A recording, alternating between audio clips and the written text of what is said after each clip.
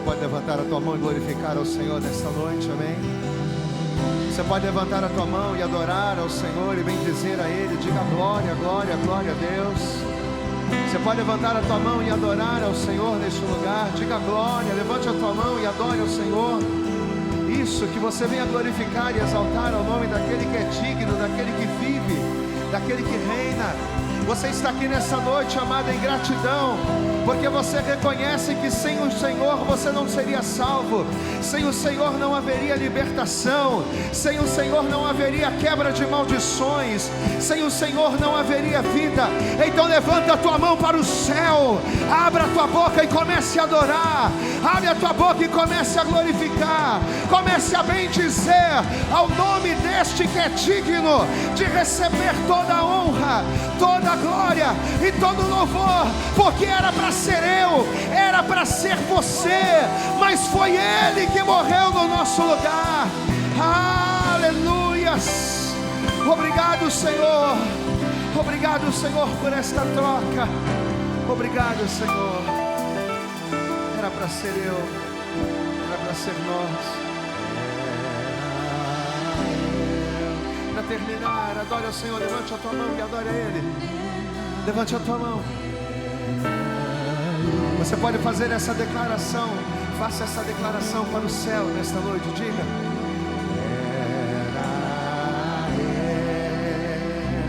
para terminar,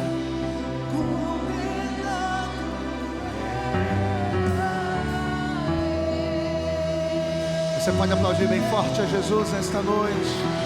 Vamos dar para Jesus a nossa melhor salva de palmas. Isso, mas aplauda bem forte a Ele. Aplauda mais. Diga glória a Deus. Levante a tua mão assim para o céu. Fecha os teus olhos e diga: Senhor. Mas diga isso com autoridade. Diga isso com fé. Diga: Senhor, eu te agradeço por ter morrido em meu lugar. Era para ser eu o condenado, era para ser eu o crucificado, era para ser eu o morto, mas o Senhor me amou e ao me amar se entregou por mim. Glória a Deus. Você pode aplaudir bem forte a Jesus nesta noite, amém? Dê para Jesus a tua melhor salva de palmas nesta hora. Graças a Deus. Que todos os dias da nossa vida, que todos os dias da nossa caminhada cristã, nós jamais venhamos nos esquecer dessa verdade espiritual, amém? Que era para ser nós. Às vezes a gente acha que a gente é muita coisa, às vezes a gente acha que a gente pode muito, que a gente faz muito, que a gente consegue muito. Mas a verdade é que se não fosse o Senhor Jesus na nossa vida, se não fosse a sua entrega, se não fosse a sua morte, se não fosse Ele nos substituir, nós hoje estaríamos fadados à morte, estaríamos condenados à morte. Levante a tua mão para o céu e diga assim comigo: Senhor, obrigado por tudo. Glória a Deus. Vamos aplaudir mais uma vez, bem forte a Jesus.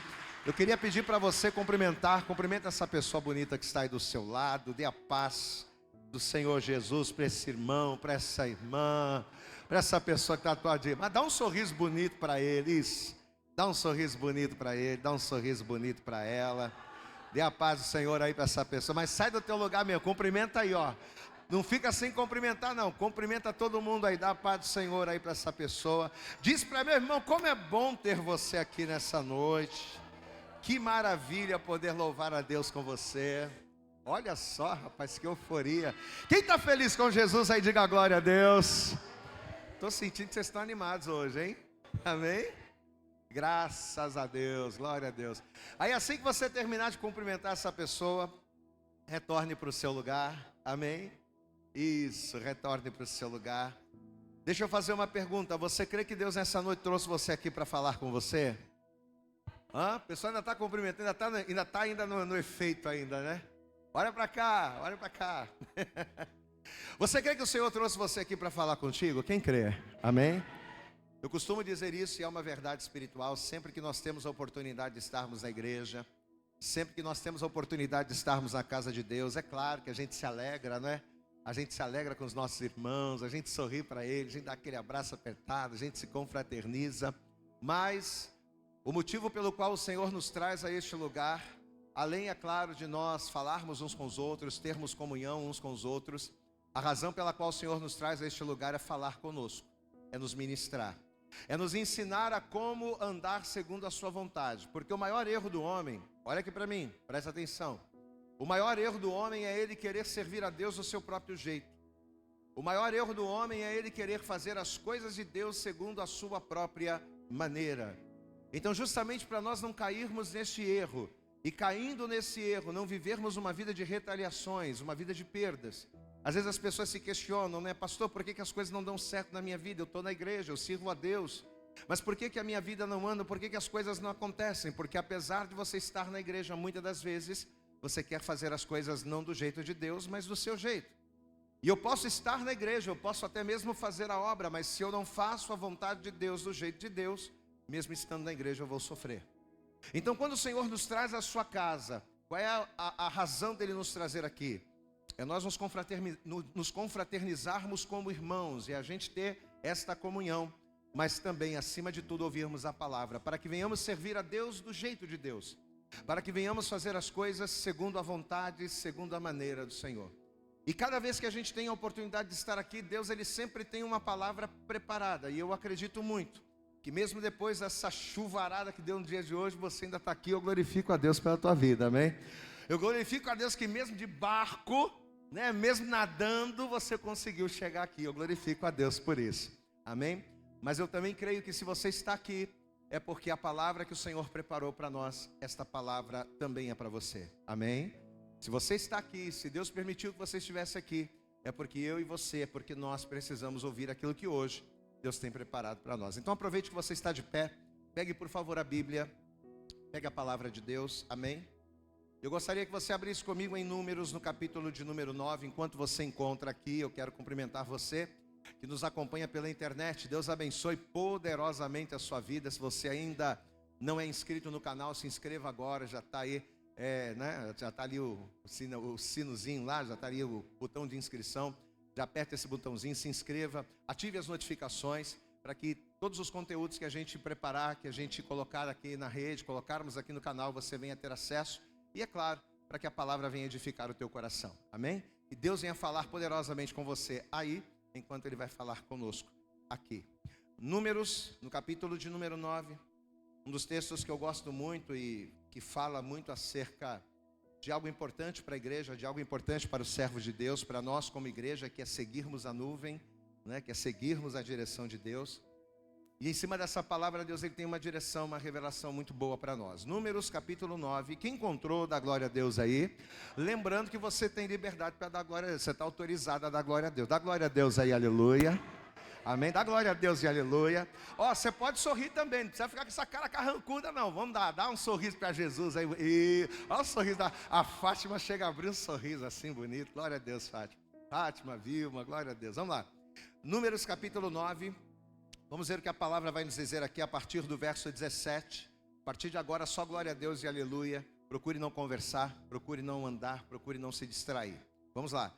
Números capítulo 9, verso 17, diz assim a palavra: Mas sempre que a nuvem se alçava de sobre a tenda, os filhos de Israel partiam, e no lugar aonde a nuvem parava, ali os filhos de Israel se acampavam.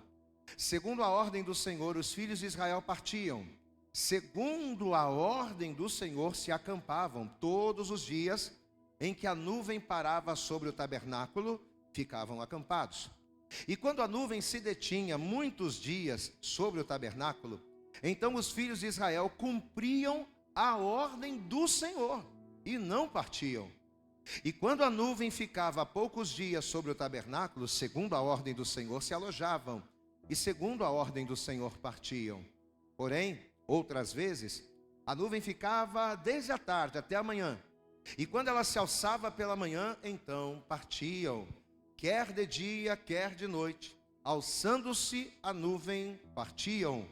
Ou quando a nuvem sobre o tabernáculo se detinha 2 dias, ou 1 mês, ou até 1 ano, ficando sobre ele, então os filhos de Israel se alojavam e não partiam, e alçando-se ela, partiam. Agora o versículo 23. Segundo a ordem do Senhor se alojavam, e segundo a ordem do Senhor partiam, cumpriam o seu, vamos repetir bem alto, cumpriam o seu dever para com o Senhor, segundo a ordem do Senhor, por intermédio de Moisés. Eu posso ouvir um glória a Deus nesta noite? Então veja que o texto ele deixa bem claro que o povo de Israel, eles só se movimentavam, eles só andavam, eles só se movimentavam ou faziam qualquer outra coisa de acordo com a vontade do Senhor, de acordo com a ordem do Senhor. E esta ordem, esta vontade de Deus, ela era manifesta, ela era visível segundo o mover da nuvem. Se a nuvem se movimentava, o povo sabia, é Deus mandando eu ir. Se a nuvem parava, o povo sabia, é Deus mandando eu ficar. Se a nuvem parava por um dia eles também paravam, porque eles eram movidos pelo mover da nuvem. Se a nuvem parava um dia, 2 dias, 10 dias, 1 mês, 1 ano, eles também paravam 1 ano. Mas quando a nuvem se moviam, eles se movimentavam. Ou seja, o povo de Israel não dava um passo. Os filhos de Israel não tomavam nenhuma atitude, não se movimentavam de nenhuma forma, enquanto a nuvem não se movia. E por que eles faziam isso? Eles faziam isso porque eles cumpriam o seu dever para com o Senhor.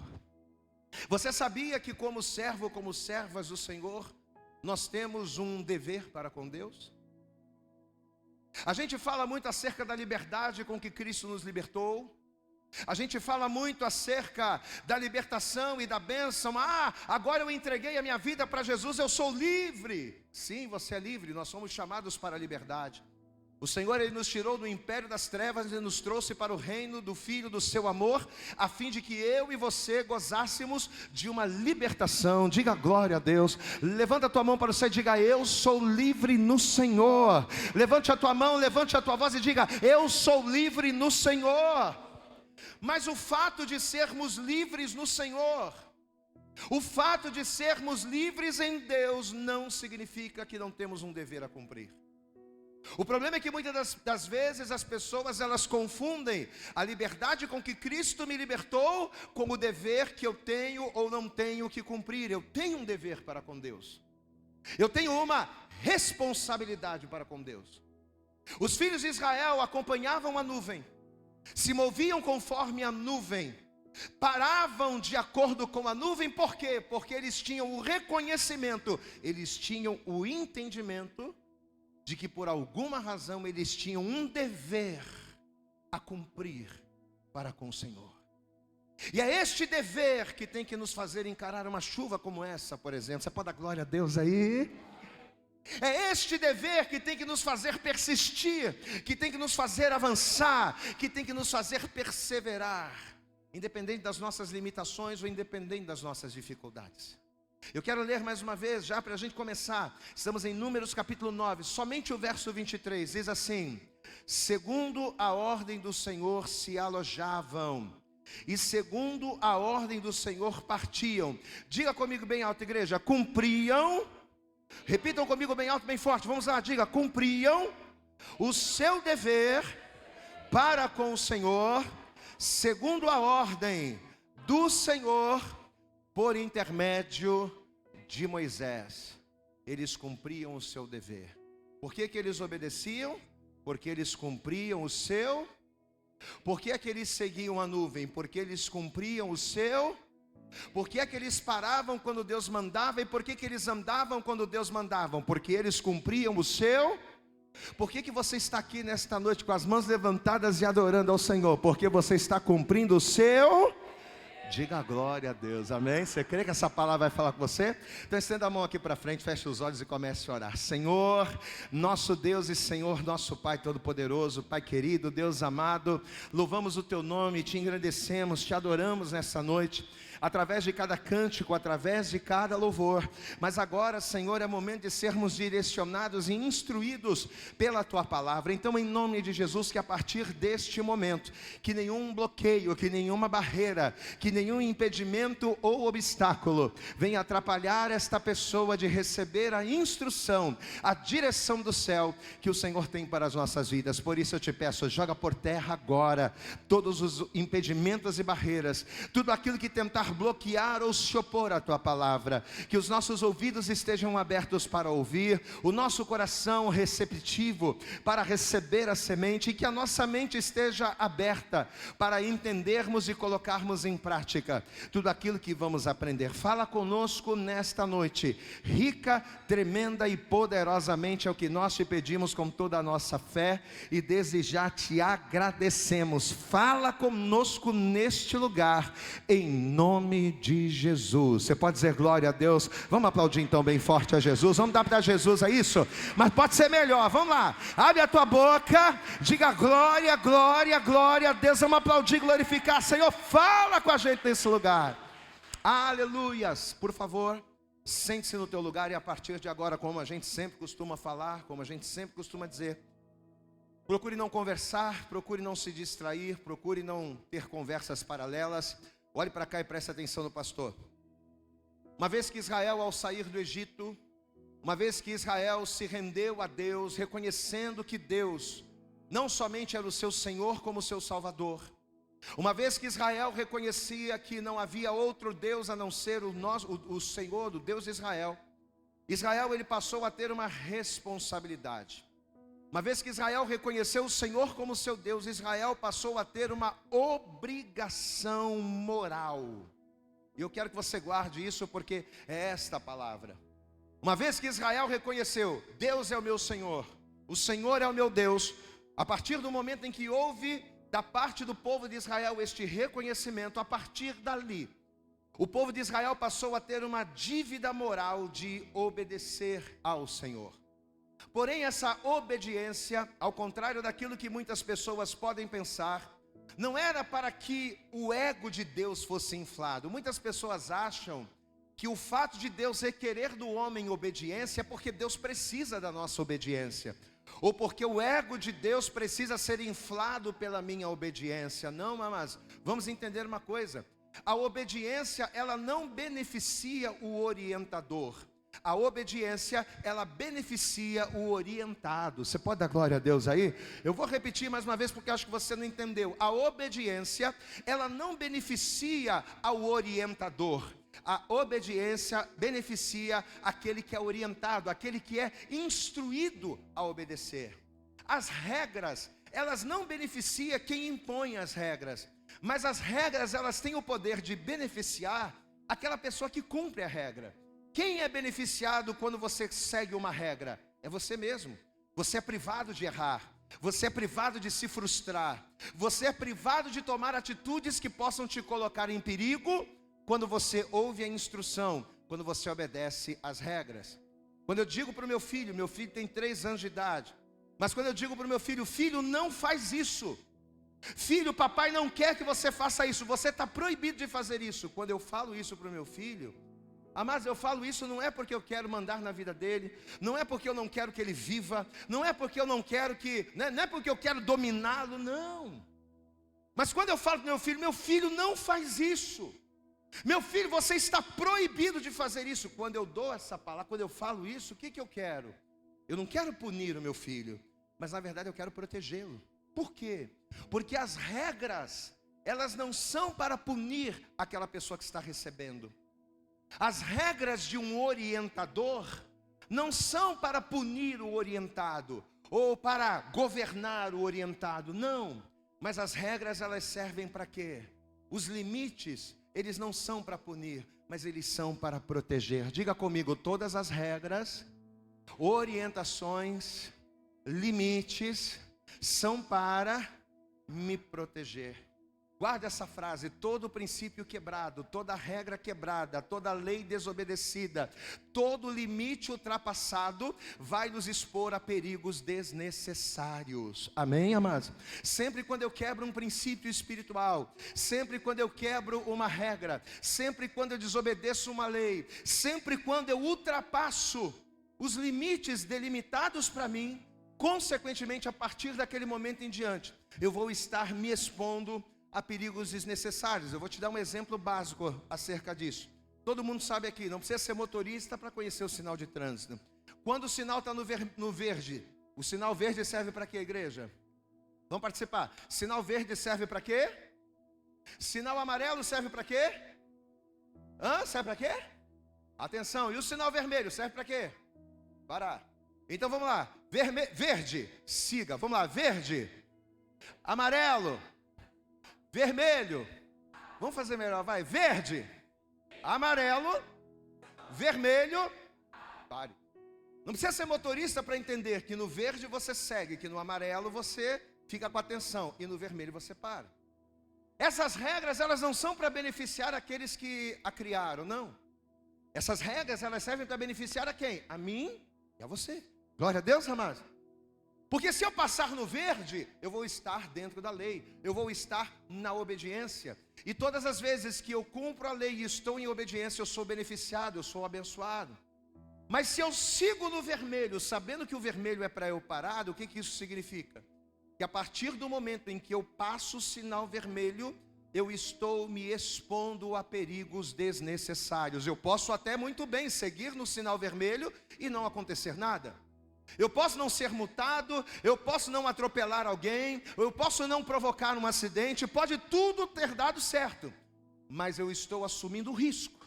Eu estou assumindo a responsabilidade de ter quebrado um princípio, de ter quebrado uma regra, correndo o risco de sofrer, de ser punido, de sofrer um mal com aquela desobediência. Você sabe que quando Deus nos deu essa mensagem, o Senhor nos levou a uma das passagens mais conhecidas do Evangelho. Eu já preguei sobre essa palavra várias e várias vezes aqui na igreja. E o Senhor nos levou nessa passagem, onde Jesus, ele estava num determinado caminho, e de repente 10 homens leprosos vão se deparar com Jesus. Mas eu achei muito interessante, algo que eu ainda não havia percebido, é que apesar de Jesus curar os leprosos, apesar de Jesus liberar uma palavra sobre eles e eles serem completamente curados daquela lepra, aqueles leprosos, eles não vão ter um contato próximo com Jesus. Amém? Eles vão ser curados, eles vão ser abençoados, eles vão viver o sobrenatural, mas eles não vão ter uma intimidade necessariamente para isso. Eu quero que você veja comigo, deixa marcado aí Números, mas vamos comigo no Evangelho, vamos comigo aqui no Novo Testamento, Evangelho de Lucas, no capítulo de número 17. Vamos ver essa história comigo para você entender. Lucas, Evangelho segundo escreveu Lucas, no capítulo 17. Veja o que a palavra vai nos dizer aqui a partir do versículo de número 11. Lucas, Evangelho de Lucas, capítulo 17, versículo 11, diz assim a palavra, preste toda atenção. E aconteceu que indo ele, ou seja, indo Jesus a Jerusalém, passou pelo meio de Samaria e da Galileia. E entrando numa certa aldeia, presta atenção nos detalhes da palavra, vamos lá. E entrando numa certa aldeia, saíram-lhe ao encontro 10 homens leprosos. Repitam comigo, igreja, os quais... Bem alto, repita. Os quais pararam de longe. Então presta atenção. Quando os leprosos viram Jesus, o que eles fizeram? Eles não foram para cima de Jesus e se aproximaram de Jesus, não. Eles viram Jesus, reconheceram Jesus e eles pararam de longe. Ou seja, não houve uma proximidade, não houve um contato. Eles não chegaram perto. Vamos continuar lendo. E entrando numa certa aldeia, verso 12... saíram-lhe ao encontro 10 homens leprosos, os quais pararam de longe e levantaram a voz, ou seja, eles falaram alto, gritaram, e levantaram a voz dizendo: Jesus, mestre, tem misericórdia de nós. E ele, vendo-os, ou seja, mesmo à distância, Jesus não se aproximou daqueles homens, eles gritaram lá de longe: Jesus, tem misericórdia de nós. Aí Jesus vai olhar de longe, e de longe Jesus vai dizer: e ele vendo-os disse-lhes: ide, mostrai-vos aos sacerdotes. Diga comigo todos: e aconteceu que indo eles, ficaram, o que, igreja? Lindo, você pode dar uma glória a Deus aí? Você pode dar um aleluia para Jesus? Agora olha para cá, presta atenção. Quando esses homens, mesmo ainda longes, amém? Olha para cá agora, presta atenção aqui. Quando esses homens, mesmo ainda longe, quando eles viram Jesus, Quando esses homens à distância, quando eles reconheceram que aquele homem que estava diante deles era Jesus, qual foi o primeiro impulso que esses leprosos tiveram? Eles olharam e aquele cara lá é Jesus. Qual foi a primeira coisa que eles pensaram? Não foi se render a Jesus. O primeiro pensamento dos leprosos não foi conhecer Jesus, ou falar com Jesus, ou ter intimidade com Jesus, não. Mas qual foi o primeiro impulso que aqueles 10 leprosos tiveram? Eles viram Jesus, quando eles entenderam que era Jesus, o que eles quiseram? Resolver o problema. Olha lá, é Jesus, Ele pode nos curar. Não teve essa história de, não, eu quero conhecer Jesus. Eu quero conhecer Jesus. Não, não teve isso. Eu quero me entregar a Ele. Eu quero ter intimidade. Não. Quando eles viram e reconheceram que era Jesus, a primeira coisa que eles pensaram, esse homem pode resolver o meu problema. Apesar da Bíblia não dizer de maneira clara, mas pela forma com que o texto está se apresentando aqui, qual é a impressão clara que nós temos aqui? É que até o momento da cura, até o momento deles serem completamente limpos da lepra, não houve uma aproximação. Eles não se aproximaram. Não houve um contato mais próximo entre Jesus e os leprosos. Não houve uma intimidade para que eles fossem curados. Tanto que a princípio o que eles fizeram aqui? Eles pararam de longe. Você viu o texto aqui? Aí depois que eles pararam de longe, eles gritaram, eles levantaram a sua voz. E Jesus, de onde ele estava, ele deu a ordem para que eles se apresentassem. Então, queridos, da parte dos leprosos, não sei se por vergonha, porque a lepra era uma doença que não somente afetava o corpo, mas afetava o psicológico, afetava a autoestima, né? A pessoa era leprosa, ela não queria estar perto de ninguém. Não sei se por causa, né, sei lá, da vergonha, não sei se por causa da própria lepra, mas seja lá pelo motivo que for, o fato é, não houve um contato íntimo entre aqueles leprosos com Jesus.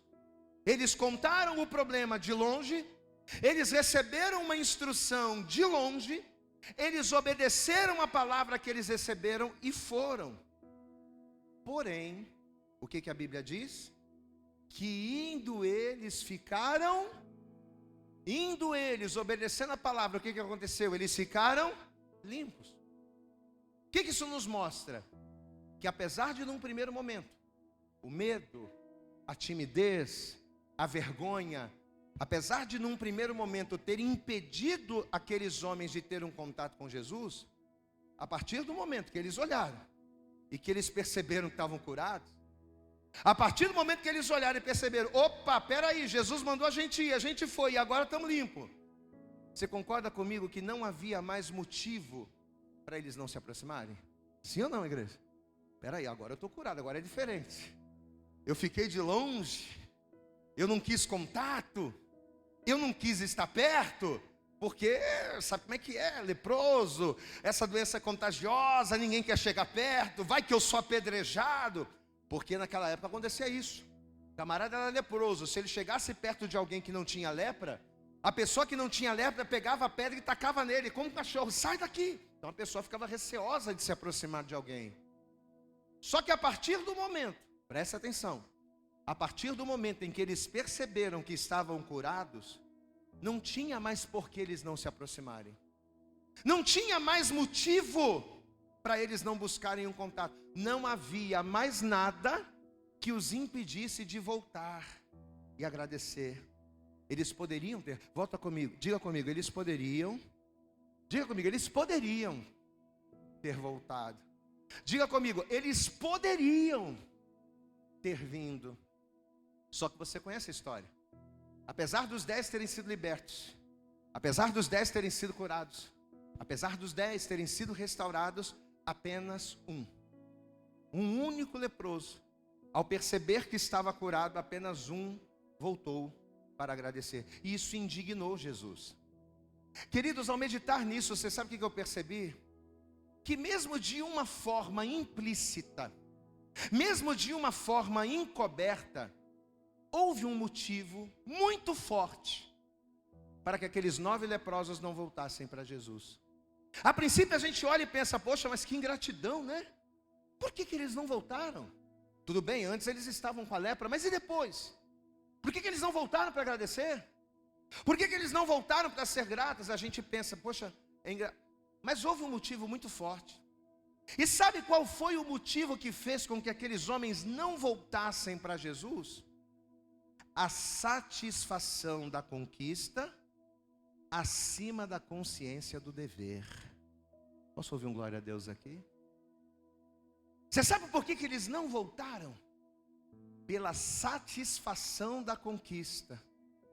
E eles colocaram a satisfação da conquista acima da consciência do dever.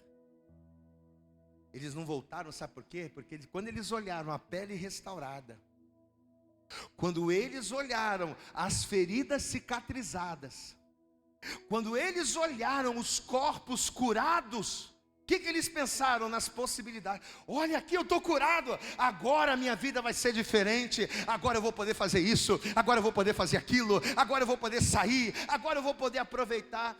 E a satisfação pela conquista da bênção ficou acima da consciência do dever. Posso contar um segredo para você? Olha aqui para mim, eu vou falar até baixinho, que é para muita gente não escutar. Só o pessoal que está nos vendo pela internet, você que vai saber. Glória a Deus, amado. Mas deixa eu te contar um segredo. Não é difícil conquistar bênçãos em Deus. Amém? Eu vou repetir. Não é difícil conquistar bênçãos em Deus. Ser abençoado por Deus, olhe para cá. Ser abençoado por Deus, receber bênção, cura, milagre, sobrenatural, parece que não. Mas é uma das coisas mais fáceis do mundo. Haja visto que esses homens, mesmo de longe, mesmo com nenhum contato, mesmo com nenhuma intimidade, só pela fé, diga glória a Deus aí. Esses homens não conheciam Jesus, esses homens não conheciam o nome, eles não tiveram contato, eles não foram para nada, eles só tiveram fé. Só bastou que eles tivessem fé, então só pela fé eles foram libertos. Então, por não requerer de nós muita coisa, por requerer do homem apenas fé, é que alcançar bênçãos em Deus se torna uma coisa muito fácil. O que Jesus disse para Marta lá em João capítulo 11, versículo 40? E Jesus ele disse para Marta, Marta, o teu irmão está morto, o teu irmão morreu, mas deixa eu te dizer uma coisa, se credes, tu verás a glória de Deus. Amém? Jesus ele disse, se você crê, o teu irmão vai ressuscitar. O que Jesus ele disse para Jairo? Quando Jairo soube que a sua filha estava morta, Jairo, não incomode mais o mestre, a tua filha morreu, não tem mais jeito. Jesus estava lá. Quando Jairo ouve aquela palavra, Jesus ele coloca a mão no ombro de Jairo, ele diz, Jairo, fica tranquilo, não temas, crê somente. Posso ouvir um glória a Deus aí, meu irmão? Fica tranquilo, você tem fé, você crê? Creio, então fica tranquilo que a coisa vai acontecer. O que Jesus ele disse para os discípulos? Quando eles não conseguiram expulsar o demônio daquele moço lunático, Jesus ele disse para os discípulos, se você tiver a fé, ainda que do tamanho de um grão de mostarda, você vai poder dar ordens aos montes, você vai liberar uma palavra, e segundo a tua fé, esta palavra vai trazer à existência aquilo que não existe, e o sobrenatural vai acontecer. Você pode aplaudir bem forte ao Senhor, meu irmão. Ser curado, ser liberto, viver o sobrenatural não é difícil, basta crer. Diga comigo, viver. Vamos lá, diga comigo, viver. O sobrenatural só depende de fé.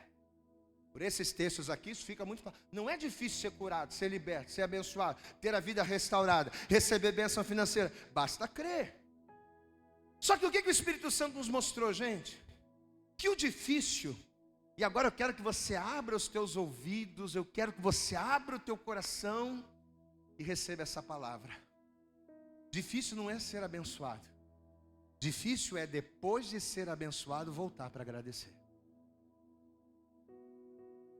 Difícil não é ser curado, não é ser liberto. Difícil é depois que você recebe a bênção, morrendo de satisfação, cheio de possibilidades, você dizer, não, eu fui abençoado, mas em primeiro lugar eu vou buscar a Deus. Em primeiro lugar, eu vou buscar ao Senhor. Eu tenho um dever, diga glória a Deus aí. Eu fui abençoado, eu não era ninguém, hoje eu sou alguém, mas se eu sou alguém foi porque Jesus me abençoou. E por causa disso eu tenho um dever moral de seguir e de priorizar a Ele. Difícil não é você ser liberto. Difícil é depois de liberto, diante de todas as possibilidades. Imagina um camarada que não podia ir em lugar nenhum, agora ele pode entrar em qualquer lugar.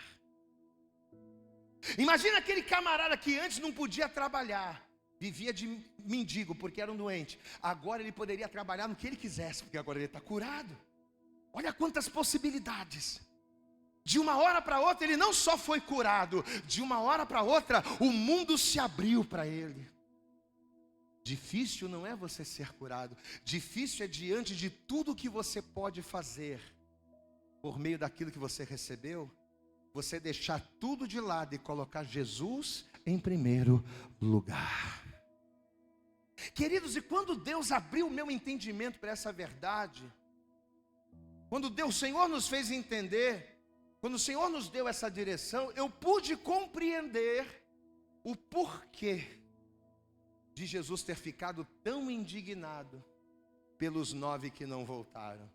Porque diz a Bíblia que quando aquele homem voltou, e o único que voltou ainda era samaritano, quando ele voltou, Jesus, mas peraí, Jesus vai olhar, mas peraí, não foram 10?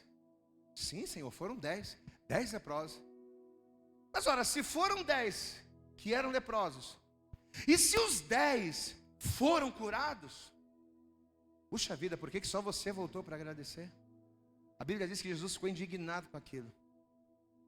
E foi aqui, diante dessa revelação, que eu entendi por que Jesus ficou indignado. Não tinha a ver com o ego de Jesus. Jesus não queria que os 10 voltassem para ficar chaleirando Jesus. Ah, Jesus, né? As pessoas acham que Jesus, ele quer, né? Jesus, ele não queria, né? Que ele não precisava ter o seu ego inflado pelas pessoas. Não era para isso. Jesus, ele não tem necessidade de ser adorado. Diga comigo, Jesus não tem necessidade de ser adorado. Se você o adorar, ele vai se alegrar. Se você não o adorar, ele vai continuar seguindo. Ele é Jesus se você o adorar. Ele vai continuar sendo Jesus se você não o adorar. Ele é Deus se você o glorificar e o obedecer, mas ele vai continuar sendo Deus se você não glorificar e não obedecer. O problema não é Jesus, o problema sou eu. O problema não é Jesus, o problema sou eu não adorá-lo. O problema sou eu não segui-lo. Não tinha a ver com o ego de Jesus. Não tinha a ver com o fato dele ser adorado ou não. Nem Jesus, diga assim comigo, nem Jesus. Vamos botar isso na mente, vai? Diga comigo, nem Jesus, nem Deus precisam da minha adoração para serem quem são. Eles vão continuar sendo quem são, eu adorando ou não.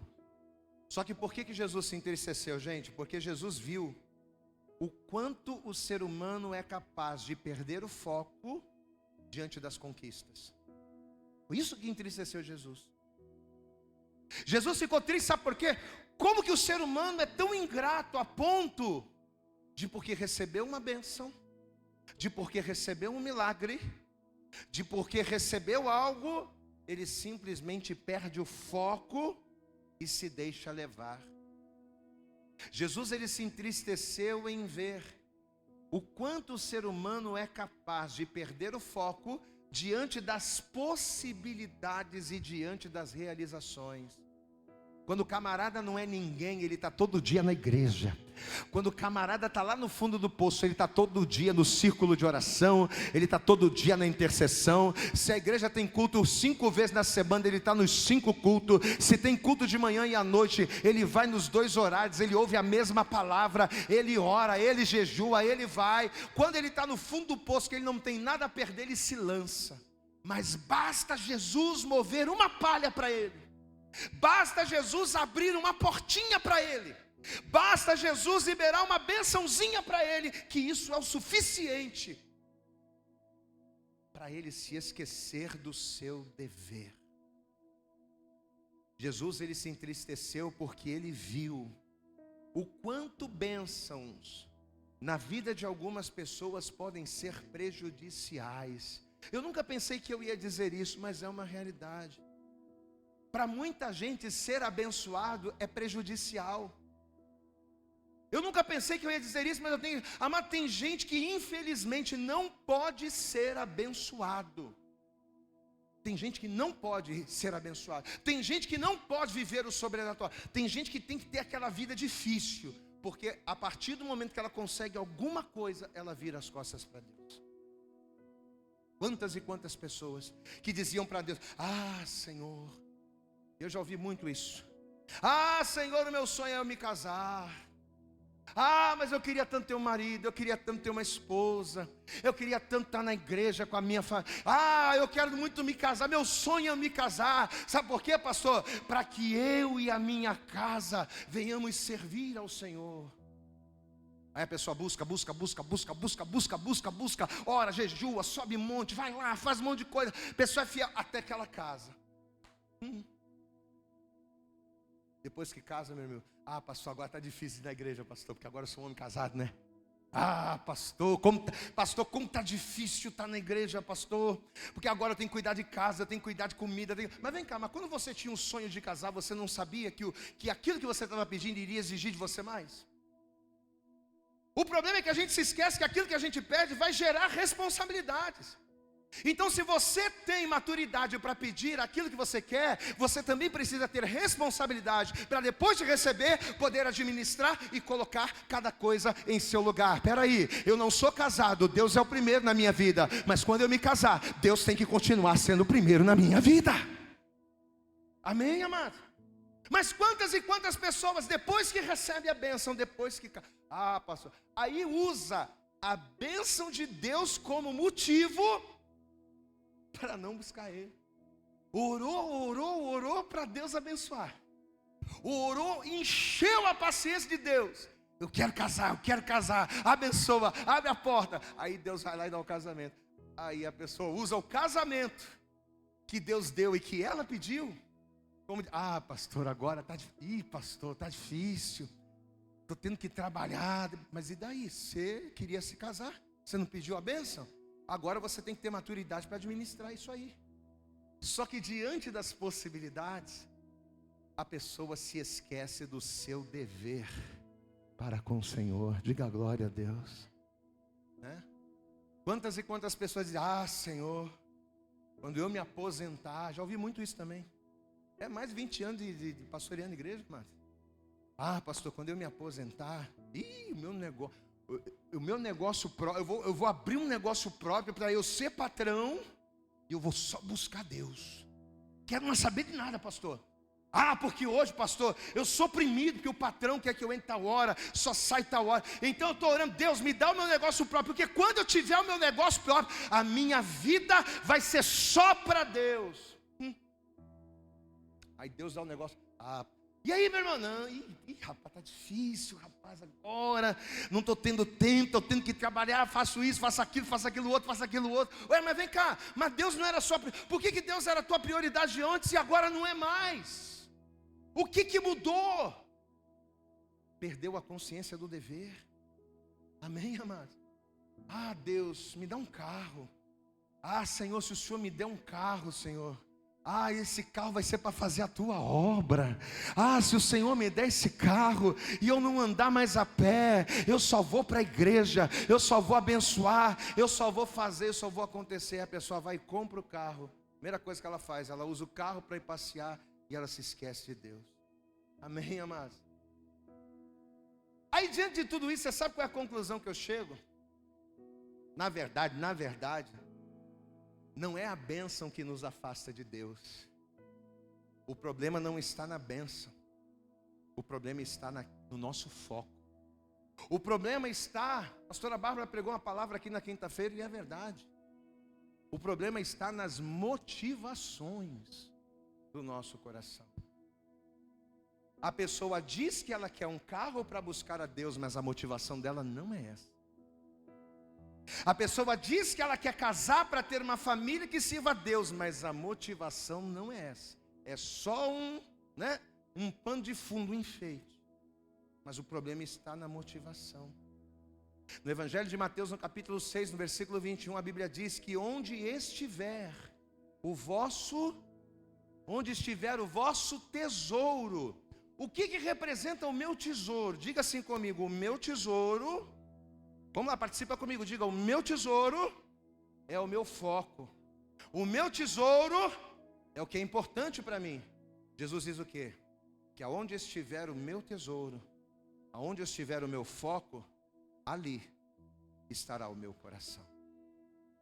Enquanto o meu tesouro, olha aqui para mim, enquanto o meu tesouro, enquanto o meu foco, enquanto as minhas motivações estiverem nas coisas que eu posso receber de Deus, enquanto o meu foco, enquanto o meu tesouro estiver nos problemas que eu posso resolver em Deus, enquanto a minha vida estiver assim, eu não vou ter significância nenhuma.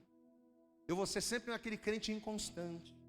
Aquela pessoa que vai quando quer, que vai quando dá, que faz quando pode, que vai, e quando faz de qualquer maneira. Por quê? Porque onde estiver o meu tesouro estará o meu coração. Se o meu coração, se o meu tesouro, se o meu foco não está em Deus, eu vou fazer sempre de qualquer maneira. Eu serei inconstante, eu não serei fiel. Pastor, aonde é que precisa estar o meu foco? O Senhor está falando aí que o tesouro, o Senhor está falando de foco, o Senhor está falando de motivação. Aonde é que tem que estar o meu foco para eu agradar a Deus? O meu foco tem que estar na gratidão, o meu foco tem que estar na fidelidade, o meu foco tem que estar no meu dever. Eu tenho uma dívida moral, porque Jesus morreu por mim, porque Jesus me salvou, porque Jesus é Senhor de toda a minha vida. Aplauda bem forte ao Senhor. O meu foco está no meu dever. Aleluias. Diga comigo, eu tenho um dever moral para com Deus. Ele não me cobra. Ele não me cobra. Mas eu tenho. Nós temos uma dívida moral para com Deus. No texto que nós lemos em Números, o que diz lá? Que os filhos de Israel se moviam segundo a nuvem parava, eles paravam, a nuvem andava, eles andavam, a nuvem parava um dia, eles ficavam parados um dia, a nuvem andava 2 dias, e eles faziam isso porque, segundo eles tinham um dever para com Deus, e por isso eles faziam dessa maneira. Amém? Você sabe o que significa a palavra dever?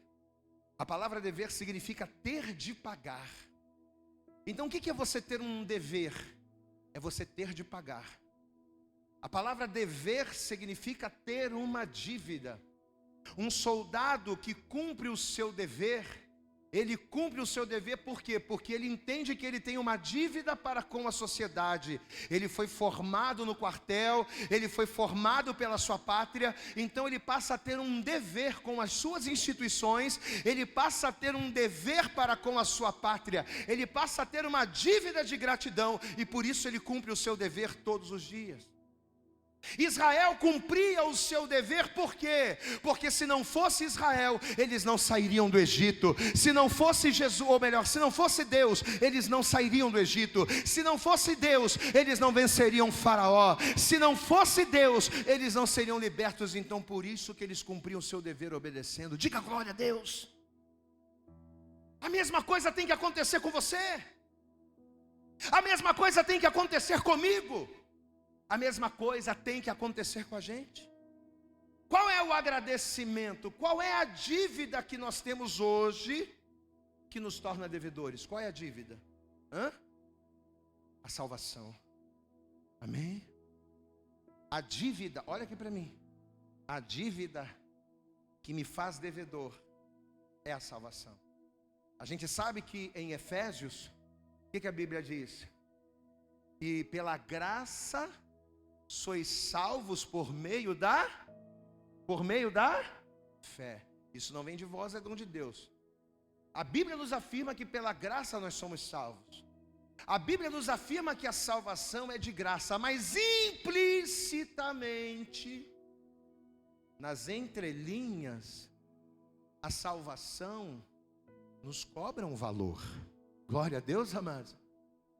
Implicitamente, a salvação requer de cada um de nós um dever moral que precisa ser consciente e espontâneo e que não pode ser corrompido.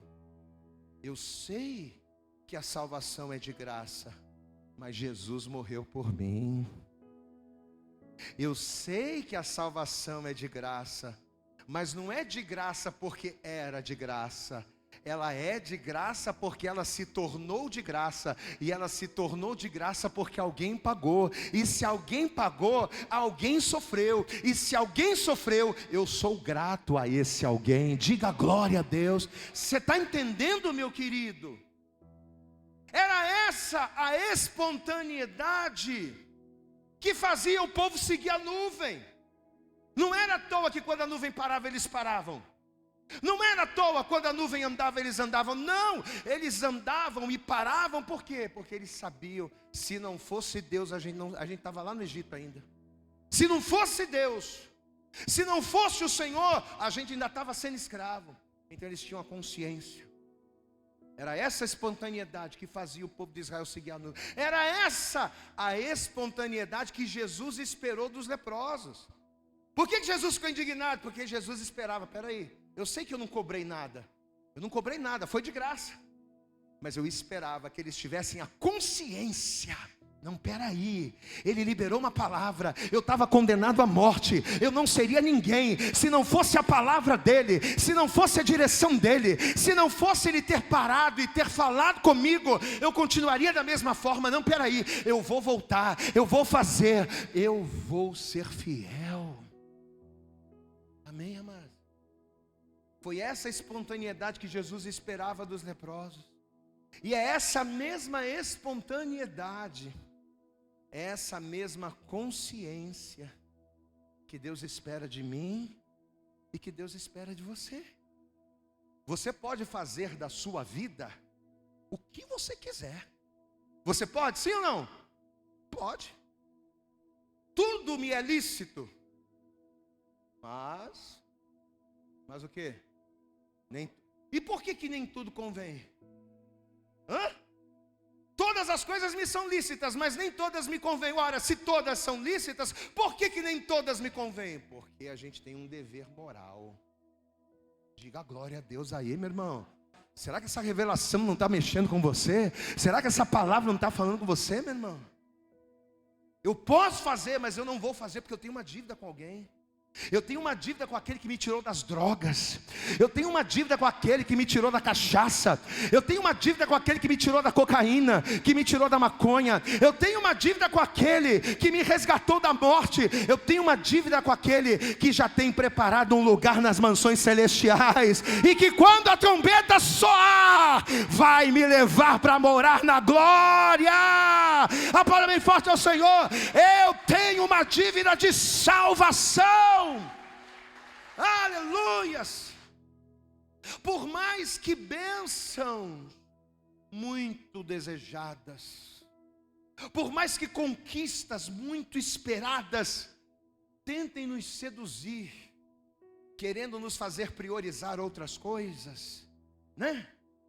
Porque uma coisa é você não ter nada, mas de repente você passa a ter tudo. Aí você fica seduzido, você fica deslumbrado. Puxa, eu não podia fazer nada, mas agora eu posso fazer isso, eu posso fazer aquilo, eu posso fazer aquilo outro. E você acaba se esquecendo de Deus. Deus vai passando lá para o final. Só que entenda, amado, por mais que as conquistas e as realizações, elas tentem nos seduzir. Ah, pastor, mas antes eu não trabalhava, antes eu tinha tempo. Mas e agora? Agora eu trabalho, né? Agora é diferente, agora eu casei. Agora eu não tenho tempo. Então Jesus para você era só um meio? Antes você não trabalhava, agora você trabalha, por isso não pode. Antes você não era casado, agora você é casado, então agora porque você é casado você não pode.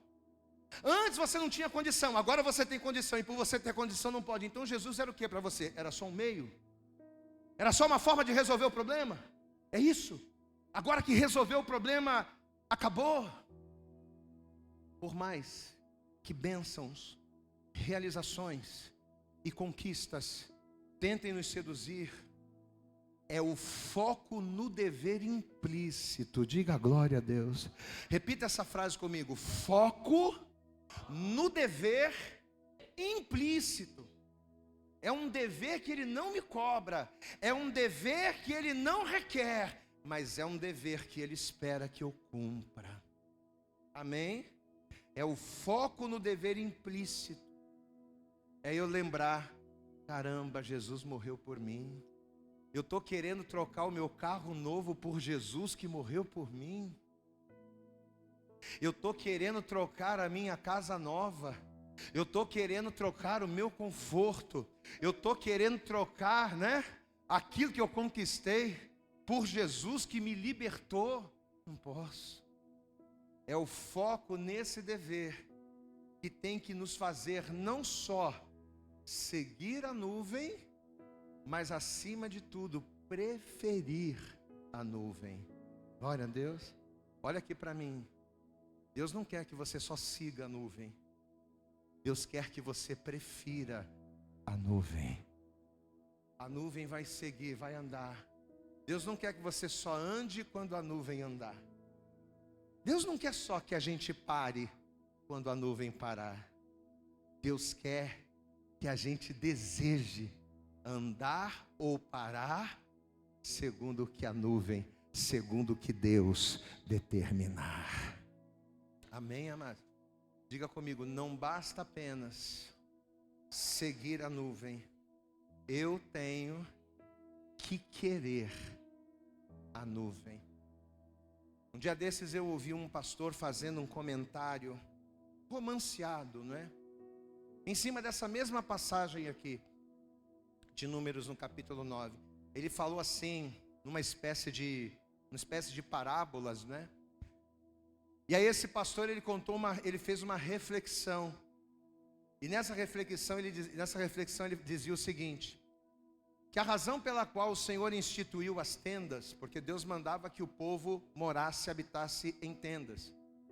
Então esse pastor, ele começou a explicar que a razão pela qual o Senhor determinou, instruiu que o povo habitasse em tendas, tanto para o tabernáculo quanto para a moradia das pessoas, era justamente por quê? Porque dessa forma seria mais fácil para eles se movimentarem quando a nuvem se movimentasse. Então por que Deus vai determinar que o povo habitasse em tendas? Porque quando a nuvem andasse, ia ser rápido, era só desmontar a barraca, colocar nas costas e pá! A nuvem parou, vamos monta rápido. A nuvem começou a andar, vamos desmontar o tabernáculo e vamos embora. Então, o Senhor, ele instituiu a tenda, os tabernáculos daquela forma, no estilo de tenda, justamente para isso, pela praticidade de montar e desmontar, segundo a vontade do Senhor. Só que um dia, aí o pastor está contando, um dia, a nuvem do Senhor parou num determinado lugar, e ficou muito tempo parada ali. Na verdade, ela ficou parada por anos. A nuvem parou por anos. Só que ela ficou parada por tanto tempo, mas por tanto tempo, que eles pensaram que a nuvem nunca mais ia se mover. Eles estavam acostumados. Uma hora parava, daqui a 2 horas ela se movia, eles andavam. Aí parava um dia, daqui a 2, 3 dias ela se movimentava. Eles estavam sempre acostumados a ter essa mobilidade. Mas de repente, do nada, a nuvem parou e ela ficou anos parada. Quando o povo viu que a nuvem parou, o que eles fizeram? Eles começaram a se estabelecer. Eles começaram a se estruturar, a se instalar naquela terra. Peraí, a nuvem parou, já tem tempo que a nuvem não anda, então peraí, vamos começar a arrumar nossa vida. Eles começaram a se estruturar, começaram a se instalar, começaram a adquirir bens, começaram a adquirir posses, começaram a adquirir gado, eles começaram a crescer, eles começaram a prosperar, eles começaram a se inchar. Até que, num determinado dia, o que aconteceu, gente? Uma grande parte do povo, além de muito abastada, eles começaram a ficar muito apegados às coisas que eles conseguiram. Tinha gente que já não morava nem mais na tenda. Tinha tenda armada, mas já tinha casa. Tinha tenda armada, mas já tinha gado, já tinha fazenda, já tinha plantação. Então o povo começou a ficar próspero. Só que de repente, sem que ninguém esperasse, num belo dia, eles estavam dormindo e alguém dentro do arraial gritou: a nuvem está andando! Gente, a nuvem começou a se mover. Querido, se fosse algum tempo atrás, não seria problema. Por quê? Era só desarmar a tenda, colocar nas costas e ir embora. Não teria problema nenhum, né? Era só desarmar o tabernáculo, colocar no lombo do jumento e ir embora. Mas e agora? Não era só tenda que eles tinham. Não eram só tabernáculos. Eles tinham casa. Eles tinham gado. Eles tinham fazendas. Eles tinham empregados. Eles tinham posse. E agora? Qual o resultado disso? Muitos daqueles que tinham o dever moral de seguir a Deus, porque eles foram libertos do Egito. Eles foram libertos da opressão. Então eles tinham um dever moral. Mas quando a nuvem andou, eles olharam para os seus gados, eles olharam para as suas conquistas. E o que eles fizeram? Assim como os leprosos, pela satisfação da conquista, né? Com o conforto que eles passaram a ter, eles deixaram a nuvem ir embora e se apegaram àquilo que eles conquistaram. E muitos de nós temos feito isso. Você sabe o que o nosso dever moral nos diz? Você sabe o que o Senhor, através desta palavra, está ensinando para mim e para você nessa noite? E cada um de nós, sem exceção, a começar por mim, cada um de nós que estamos aqui, nós temos o dever moral de nos movimentarmos conforme a nuvem. Posso ouvir um glória a Deus aí? A sua vida não é sua. A sua vida não pertence a você. A sua vida pertence a Deus. Você foi chamado, você foi escolhido, você foi levantado. E tudo que Deus proporcionou você viver, tudo que Deus proporcionou você conquistar, tudo que Deus proporcionou você aprender, não foi para você se engordar, não, mas é para que o nome do Senhor seja glorificado na sua vida. Nós temos um dever moral de seguirmos a nuvem quando a nuvem andar. Mas o que a gente está preferindo fazer? A gente está seguindo a nuvem? Ou a gente está apegado ao gado, aos bens, à fazenda? Seguir a Deus, seguir a nuvem, não é uma obrigação explícita, mas é um dever moral. Repete comigo isso. Seguir a Deus não é uma obrigação explícita, mas é um dever moral. Porém, se qualquer coisa nos balança, se qualquer conquista nos corrompe, se qualquer coisinha é o suficiente para nos afastar do foco, o que isso significa? Significa que mais do que fé, o que tem nos faltado é consciência. O que tem nos faltado é gratidão. Deus, nesta noite, através desta palavra, Ele está ministrando a mim e a você. O dever moral nada mais é do que o resultado de um coração grato. E a pergunta que o Senhor nos faz é: será que temos sido homens e mulheres gratos ao Senhor por aquilo que Ele nos tem dado? As nossas escolhas, atitudes e posicionamentos para com Deus têm refletido o quê? Tem refletido gratidão ou tem refletido desprezo? Não é uma pergunta que você precisa responder para mim. Não é uma pergunta que você precisa responder para ninguém. É uma pergunta que você tem que responder para você mesmo. Quando Deus manda você fazer algo e você não faz. Quando Deus manda você ser fiel e você não é. Quando Deus manda você obedecer e você não obedece porque você bate no peito, a vida é minha. Sim, a vida é sua. Mas você tem um dever moral. Você não tem uma obrigação verbal, mas você tem um dever moral. Você não tem uma obrigação explícita, mas você tem um dever moral implícito. Será que nós temos correspondido ao Senhor? Se coloque de pé. E assim que você se colocar de pé, vamos aplaudir bem forte ao Senhor Jesus nesta noite. Isso. Mas eu quero que você dê o seu melhor, dê a tua melhor salva de palmas nesta noite. Mas você vai fazer o teu melhor, abra também a tua boca e diga glória, glória, glória a Deus. Glória a Deus. Um dever moral. Uma dívida que Jesus não cobra. Amado, essa palavra aqui é tremenda, sabe por quê? Porque o Senhor está nos ensinando algo que não é Deus que está cobrando. O Senhor está nos ensinando algo, um sentimento que nós devemos ter. A Bíblia diz que Davi era um homem segundo o coração de Deus. Você sabe o que significa ser um homem segundo o coração de Deus? Muitas pessoas dizem isso, né? Quando fala de Davi, a primeira... Você conhece Davi? Aí as pessoas dizem, eu sei quem é Davi. Davi é um homem segundo o coração de Deus. As pessoas, elas já têm na ponta da língua. Quando se fala de Davi, automaticamente as pessoas dizem, Davi é um homem segundo o coração de Deus. Mas a minha pergunta para você é, você sabe o que é uma pessoa segundo o coração de Deus? Uma pessoa segundo o coração de Deus é uma pessoa que conhece o coração de Deus a ponto de Deus não precisar falar para que ela venha fazer. Posso ouvir um glória a Deus? Uma pessoa segundo o coração de Deus é aquela que, por conhecer o coração de Deus, ela não precisa nem Deus mandar.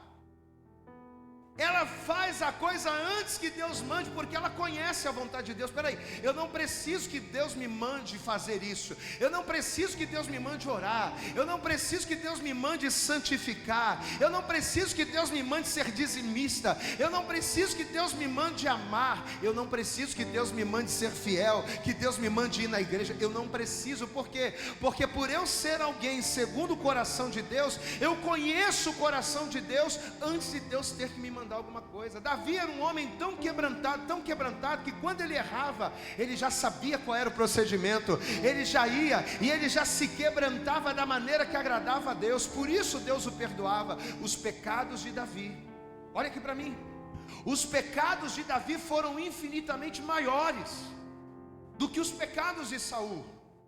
Mas por que Davi foi um homem segundo o coração de Deus?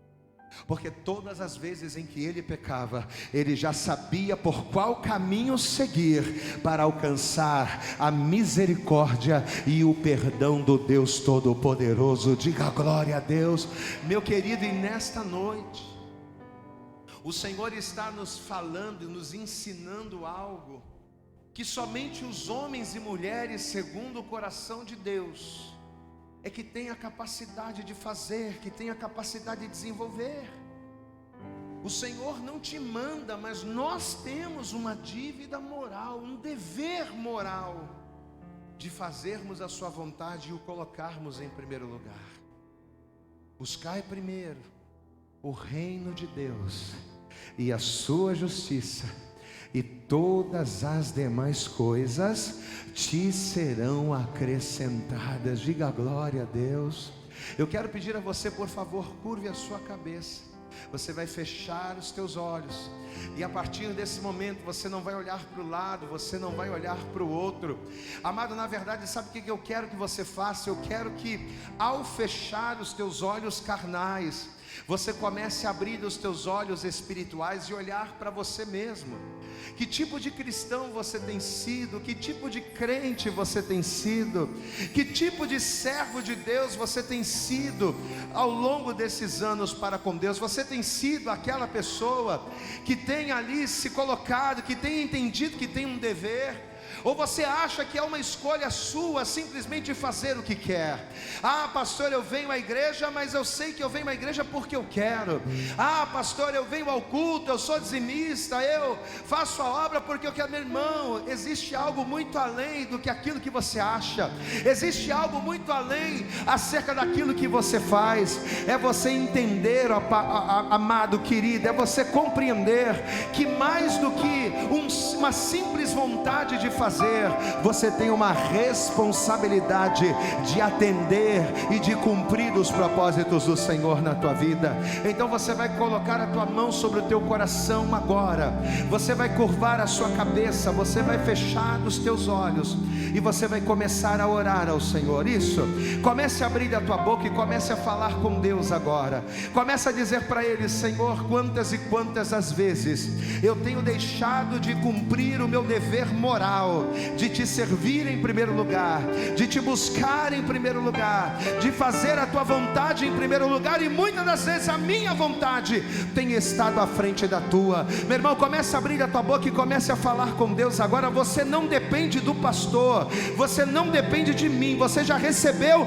uma palavra sobre a tua vida. Então comece a abrir a tua boca e comece a se quebrantar na presença do Senhor. Amado, é o teu momento agora. Se você até hoje só faz o que quer, se você até hoje só tem priorizado aquilo que você quer, se só o que você quer é o que prevalece, então comece agora a se quebrantar diante do Senhor, porque a palavra dele diz que é um coração quebrantado e contrito o Senhor não desprezará. Abre a tua boca e fale com Deus agora. Isso, levante a tua mão, abre a tua boca e vai falando com Ele. Pai, em nome de Jesus, Senhor, nós estamos aqui nesta noite, nós ouvimos a tua voz, nós ouvimos a tua palavra, e que revelação o Senhor trouxe ao nosso coração. Ainda que o Senhor não nos obrigue, ainda que o Senhor não nos oprima, mas existe um dever moral que cada um de nós que te confessamos e te recebemos passamos a ter contigo.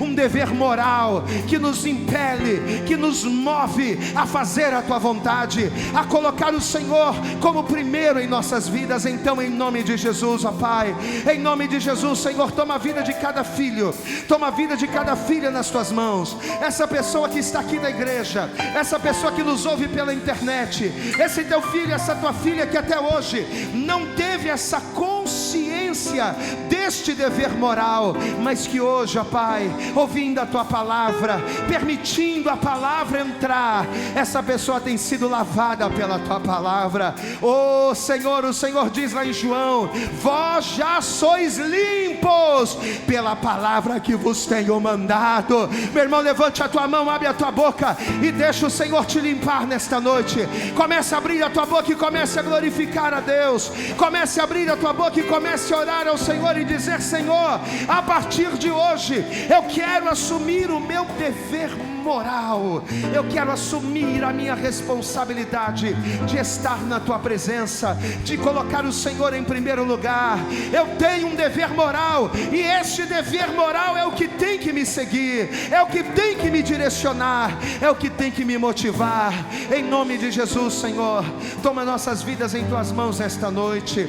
Essa pessoa que talvez entrou aqui e justamente por não ter esta consciência, por não ter esse entendimento, tem vivido a sua vida fazendo aquilo que ela quer, seguindo aquilo que ela deseja, e que tem priorizado as suas próprias vontades, mas que a partir de hoje o Senhor venha fazer algo novo, que a partir de hoje o Senhor venha mover coisas novas na vida dessa pessoa, que a partir de hoje esta palavra venha trazer uma renovação de entendimento, para que possamos experimentar a tua boa, perfeita e agradável vontade do Senhor. Você pode levantar a tua mão e glorificar ao Senhor. Isso, agora com seus olhos fechados, apenas levante a tua mão, abre a tua boca e comece a adorar.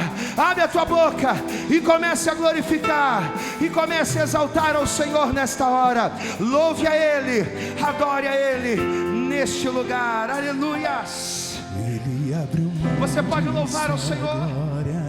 Sangrou no madeiro por mim, me conectou, salvou, curou. Ele me deu um destino, uma capa e um pouco de vinho. Ele me deu unção, cajado e pão. Diga para ele. Pôs um anel em meu dedo e me tirou o medo, novas sandálias pra suportar o id. Pôs um anel em meu dedo e me tirou o medo, novas sandálias, e disse: vai. É isso que o Senhor nos diz nessa noite. E eu me despedi dos meus pais, eu queimei minhas carroças e eu afundei meus barcos, afundei meus barcos no cais, e eu, diga pra ele, e eu me despedi dos meus, diga, eu queimei, diga pra ele, queimei minhas carroças e eu afundei meus barcos no cais. Ele abriu mão de sua glória, diga pra ele. Ele abriu mão de sua glória, sangrou no madeiro por mim, me conectou, salvou, curou. Ele me deu um destino, uma capa e um pouco de... Ele me deu unção, cajado e pão. Diga pra ele, diga bem alto, diga bem forte, declare isso como se fosse uma oração. Pôs um anel em meu dedo e me tirou o medo, novas sandálias pra suportar o id. Pôs um anel em meu dedo e me tirou o medo, novas sandálias, e disse: vai. Vamos juntos então, diga. E eu me despedi dos meus pais, eu queimei minhas carroças e eu afundei meus barcos no cais, e eu diz pra ele, e eu me despedi dos meus pais, eu queimei minhas carroças, diga pra ele, eu afundei meus barcos no cais. Pra onde eu irei? Fala pra ele em oração nesta noite, declare. Pra onde eu irei,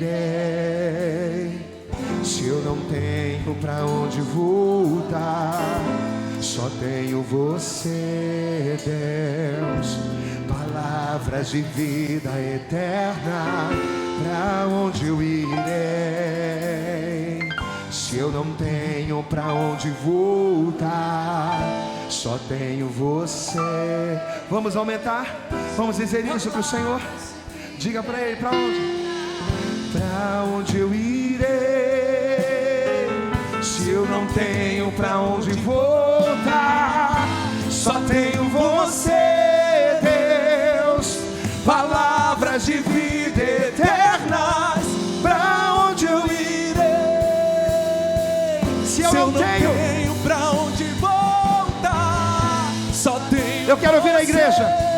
a igreja do Senhor. Declare. Palavras de vida eterna. Fala para Deus, vai.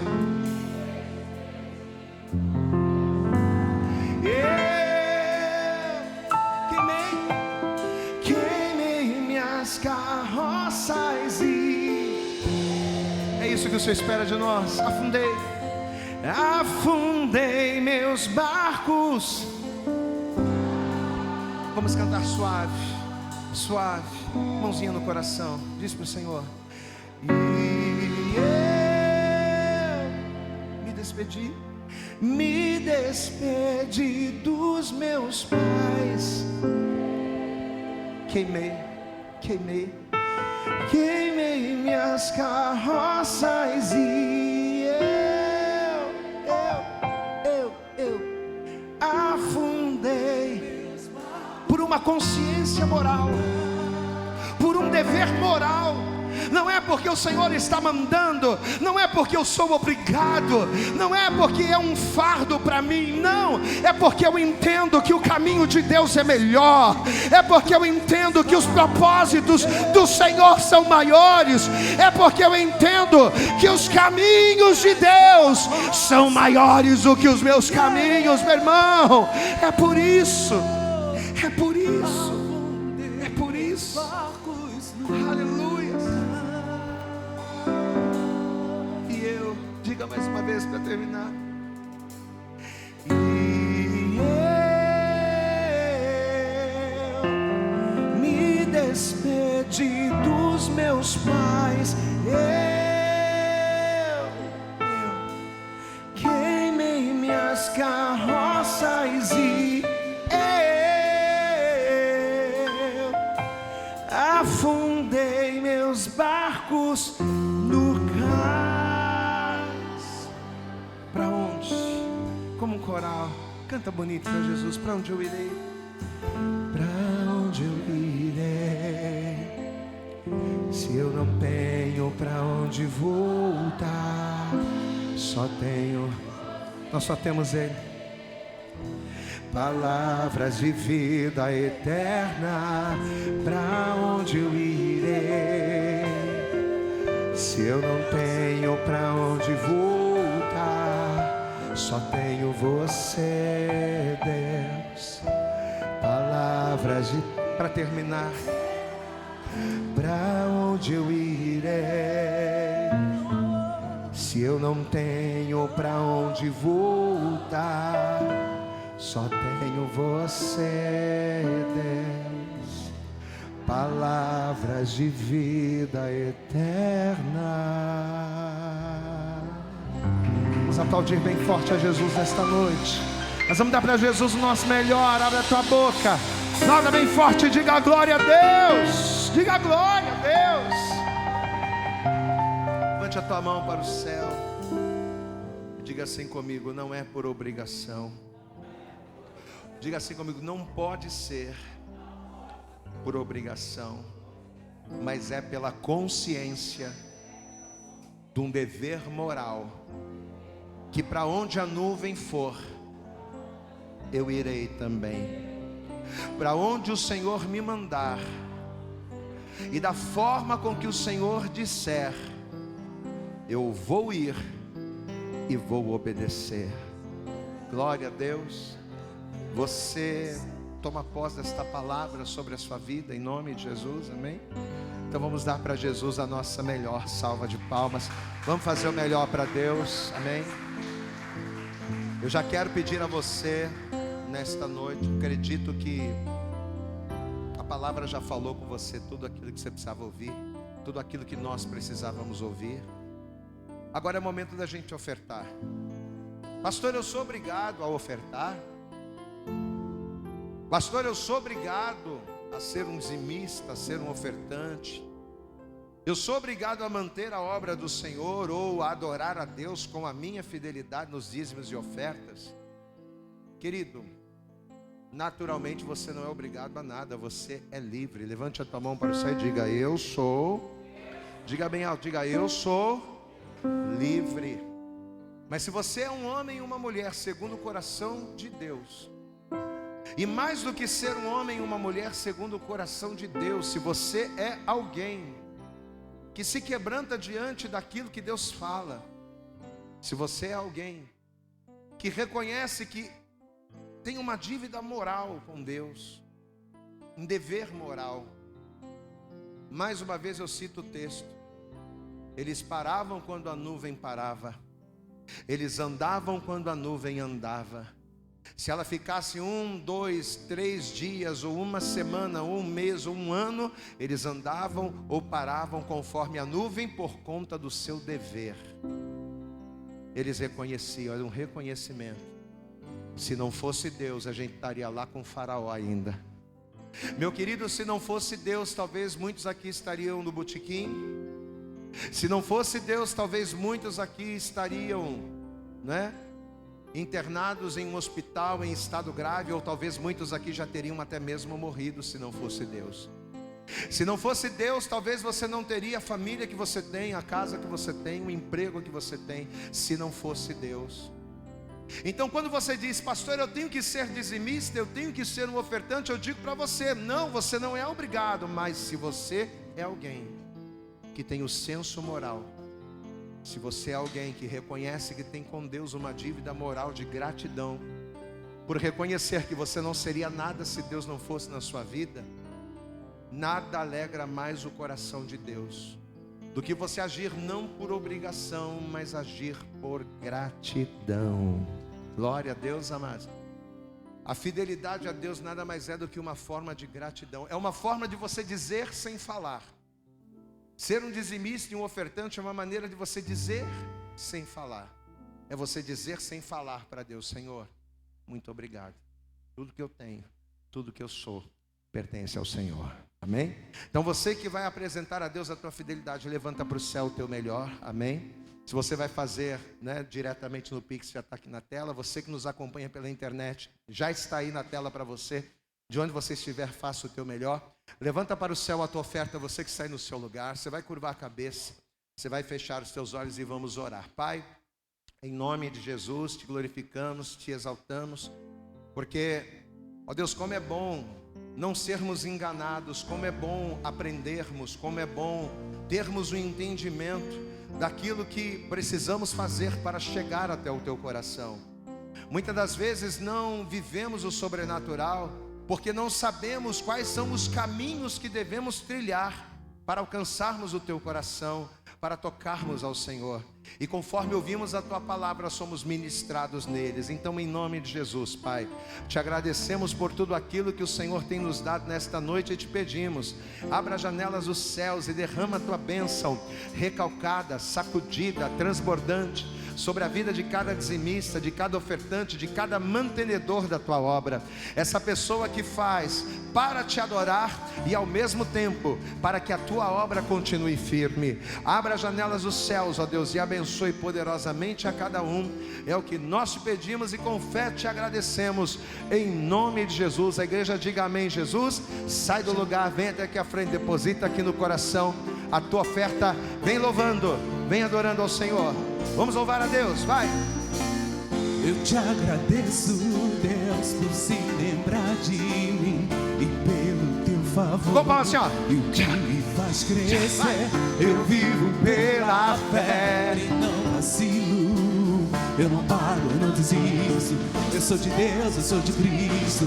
Você mudou a minha história e fez o que ninguém podia imaginar. Você acreditou e isso é tudo. Aleluia. Só vivo pra você. Não sou do mundo, não. A honra, a glória, a força, todo louvor a Deus e o levantar das minhas mãos é pra vai, dizer, vai. Eu te pertenço. Vai, a honra. A honra, a glória, a força, e todo louvor a Deus e o levantar das minhas mãos é pra dizer: eu te pertenço, Deus.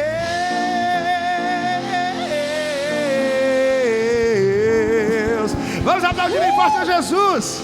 Povo da internet, Deus abençoe. Aleluia.